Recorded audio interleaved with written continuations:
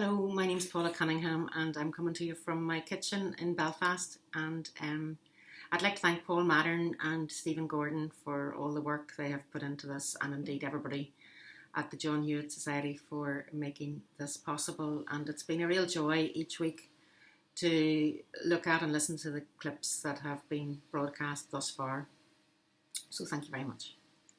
And I'd like to read 4 shortish Belfast poems, and the first one I've chosen is a translation of a poem that has been much translated. It's probably from the 9th century. It's been translated by quite a number of Irish poets, and I'd like to read Frank O'Connor's translation, and he calls it The Blackbird by Belfast Lough. What little throat has framed that note? What gold beak shot it far away? A blackbird on his leafy throne tossed it alone across the bay. This last couple of months I've been spending ridiculous amounts of time online, and this next poem reflects that, and I should say there are other platforms. Some things I am finding on Zoom, April 2020. That the yellow frame is a poor indicator of interest. How nobody knows what goes on in the waiting room. That waving and meaningful peering are equally fruitless. How muteness may be selected or imposed. That the layout of every participant's panes will differ in gallery view. How nobody ever knows who owns the blackbird.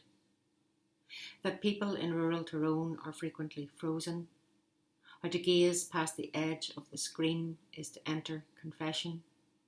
That you, without question, are leading the crawl to accomplish a multiple chin. How there's chicken skin on my neck I might never have noticed. That I cannot now unknow this. How in our times we've never felt this seen. That the eye is less deniable than the ear. How the griefs we're avoiding are loitering north of the screen.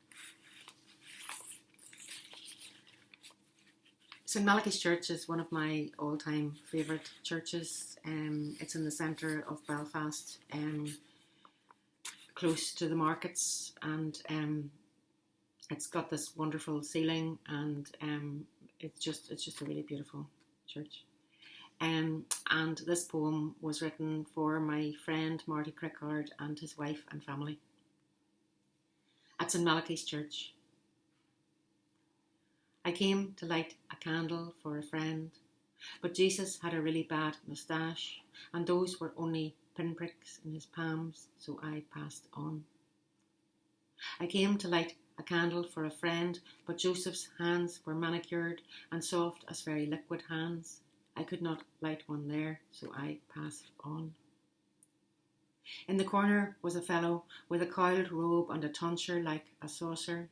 He palmed a young and curly blonde Adonis, so I passed on then to Benoit Joseph Labre, a tattered man whose wide eyes blazed. He looked quite mad, had beggar's hands. I liked him.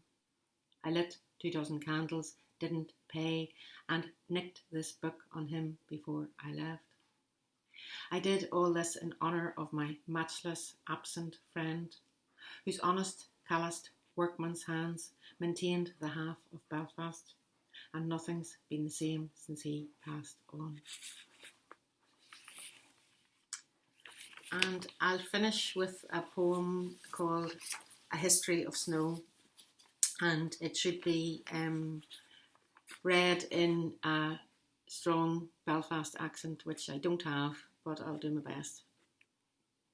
A History of Snow. It was wild sudden. Her daddy phoned me to work. She was that hot he just had a sheet over her. I felt the heat before I lifted the sheet and seen the rash. You'd never forget that rash. People say to me, how would you know? And I just say, you'd know if you seen it. Purple. The wee spots on these big blotches like birthmarks, everywhere only her face. Her wee lady and all. I phoned and they said, do the glass test. I pressed really hard on her bawling, but it didn't change, so we brung her up. There was this old man in the queue, very wheezy. He said to the girl, I want them to see this child before they see me. And within 2 minutes we're in the ambulance. She was bouncing up and down on the trolley. You wouldn't believe it, like something out of The Exorcist. The doctor come and he told us, prepare for the worst.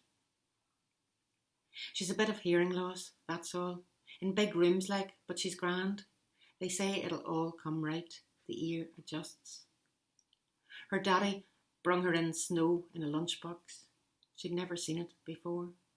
They'd pushed her cot right up to the window, the flakes sweeping past like confetti, a bit of a rose in her cheeks, and her all eyes. The cars in the car park were buried in minutes. It was one snowy evening. The whole of the country froze. She'd been in 4 weeks, and I mind she was eating an orange. A mandarin one of the nurses had peeled. That's when I knew she really was on the mend. They said if it had even been 5 minutes later, I think of that old man yet. Thank you very much.